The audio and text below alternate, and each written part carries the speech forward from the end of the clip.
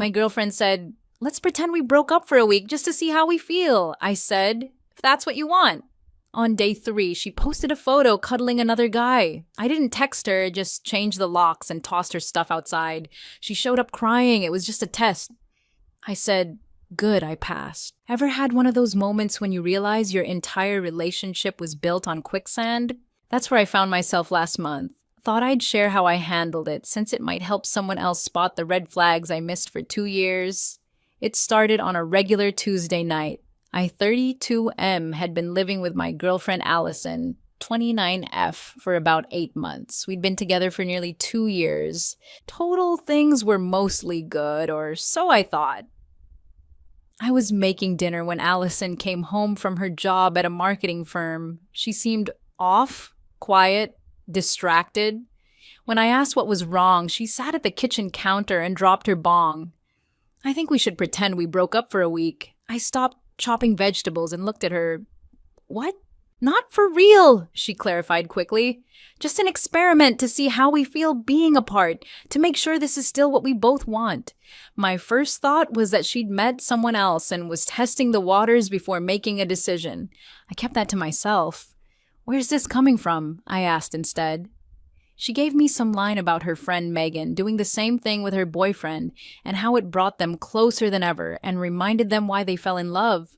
Said it was like a relationship reset button. I'm not big on games, never have been. But Allison insisted this wasn't a game. It was a growth exercise. She'd been in therapy recently, and I wondered if this was some new technique her therapist suggested, though it sounded sketchy as hell to me. After about 20 minutes of back and forth, I realized she wasn't really asking. She was informing me this was happening, so I shrugged and said, "If that's what you want."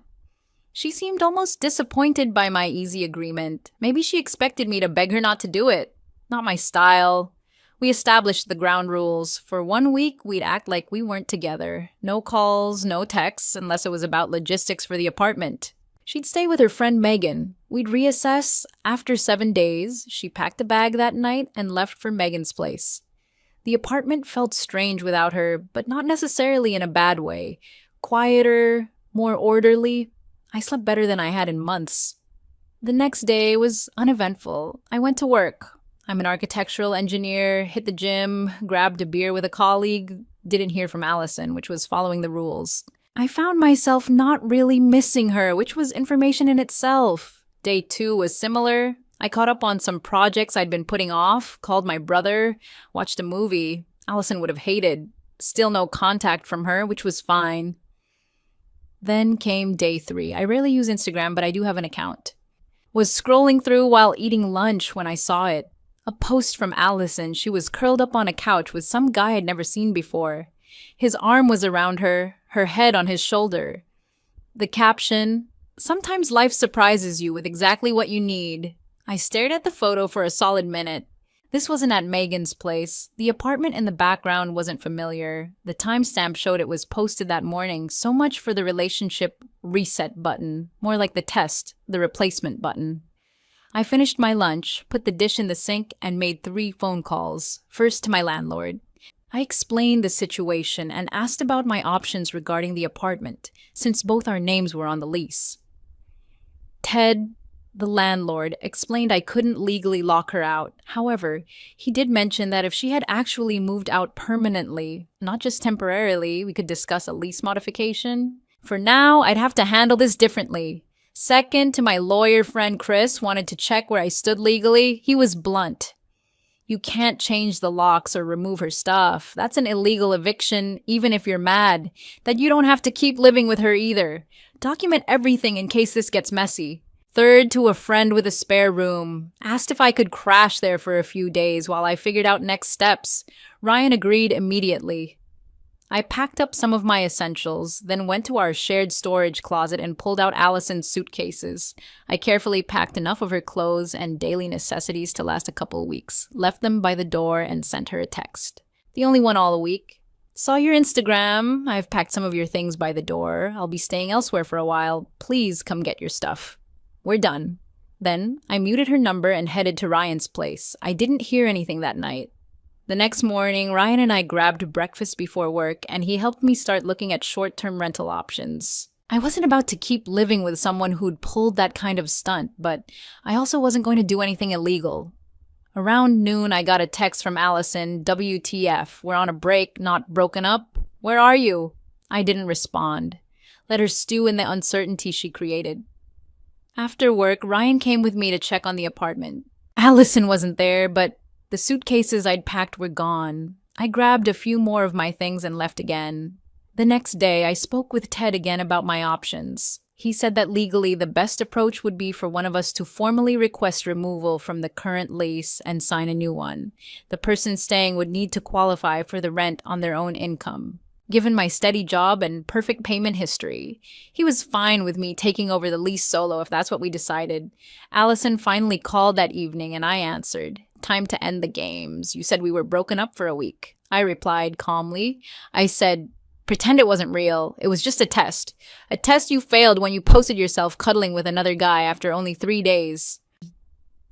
That wasn't... Jordan is just a friend from work, she stammered.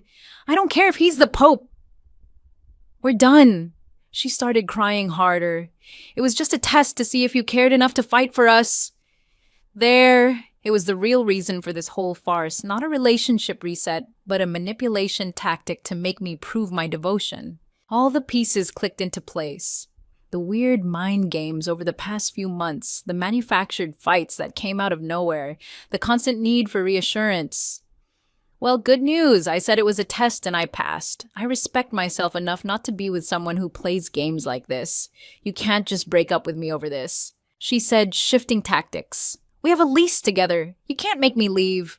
You're right about the lease, I acknowledged. I've already talked to Ted. One of us can take over the current lease if we both agree and the remaining person qualifies financially, or we can both move out, your choice, but either way, our relationship is over. Allison looked stunned that I'd already thought this through. That's it. 2 years together and you're just done because of one mistake. This wasn't a mistake. It was a deliberate choice to manipulate me, and when that didn't work, to hurt me. So, yes, I'm done. Eventually, we agreed that I would take over the lease. Allison would officially move out, and I would be the sole tenant going forward. Ted drew up the paperwork the next day, and within a week, the apartment was legally mine alone. It cost me an additional security deposit and some fees, but the clean break was worth every penny. Over the next few days, Allison came with her friend Megan to collect the rest of her things while I made myself scarce. I had documented everything with photos before she arrived and after she left to make sure there were no issues. Over the next few days, the texts continued swinging wildly between rage and pleading. I responded only to practical matters when she could pick up her mail arrangements for the lease, etc. After about a week, she seemed to accept it was over.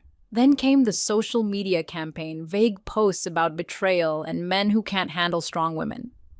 Mutual friends started calling, asking what had happened. I told the truth simply and without embellishment. Most understood. A few took her side. I let them go too. 2 weeks after the infamous test, I ran into Jordan, the guy from the Instagram post, at a coffee shop. He recognized me, looked uncomfortable, and then approached my table. Look, man, I just want you to know. I had no idea she had a boyfriend. She told me she was single. I believed him. Allison had apparently been laying groundwork with him for weeks long before her break proposal. He showed me texts going back nearly a month. Nothing explicit, but definitely flirting. He seemed like a decent guy caught in her web. I thanked him for his honesty and wished him well. It's been about a month now. I'm still in the apartment, though I'll probably move when the lease ends in 2 months. Too many memories. I'm not rushing into dating again. Need some time to calibrate my radar after missing so many warning signs with Allison. Last I heard, she's not with Jordan either. According to mutual friends, he backed off after learning the full story. She's telling everyone who will listen that I'm the villain who threw away a great relationship over one little mistake. But here's what I know. Anyone who tests your love through deliberate manipulation doesn't really want a partner. They want a possession, a puppet, a prop in their personal drama, and life's too short for that nonsense. So, if your partner ever suggests pretending to break up as a test, save yourself some time and make it real on the spot. Some tests you pass by walking away. Update 3 months later. Hadn't planned on updating, but there have been developments worth sharing. First, the apartment situation resolved itself well. After completing the lease transfer, Ted offered to let me transfer to another unit in the building, a smaller one-bedroom that had just been renovated if I wanted a fresh start. Rent was actually a bit less, and I got to escape the memories without the hassle of finding a completely new place. Moved in last month with a brand new lease agreement. Allison's campaign to paint me as the villain sputtered out after about 6 weeks. Turns out she tried the same. Let's take a break. Routine with Jordan after they started dating, he recognized the manipulation tactic, having just been on the other side of it and ended things immediately. When he shared that story with mutual friends, it pretty much killed any sympathy for her version of events. The most interesting development came from an unexpected source. Allison's previous boyfriend, Eric, he reached out to me through a mutual friend. After hearing what happened, we met for a beer and he told me she'd pulled similar stunts throughout their 3-year relationship. The final straw was when she tested him by saying she was flying to visit her sister, but actually checked into a hotel in town to see if he'd cheat, thinking she was away when he didn't. She was actually disappointed. She creates problems to feel important, Eric explained. If things are stable, she gets bored and needs to manufacture drama. That conversation was weirdly cathartic, confirmation that the problem wasn't me failing some legitimate relationship test, but her unhealthy need for emotional chaos. As for me, I've started dating again casually. Nothing serious, just getting back out there. The whole experience left me with better instincts for spotting red flags. So, there's that silver lining L and the lease. Once the modification was complete and I was the sole tenant on the original apartment, the transfer to the new unit was straightforward. Allison tried to argue she should get half of my security deposit back, but since she had broken the lease early, her choice, not mine, those funds went toward the lease break fees. The landlord's office handled it all professionally. The last I heard about Allison, she's taking time to focus on herself. Based on her social media. That means posting inspirational quotes about knowing your worth and how the right person won't make you question their love. The irony is almost poetic. Some people asked if I regret ending things so abruptly instead of trying to work through it, not for a second. What Allison did wasn't a momentary lapse in judgment.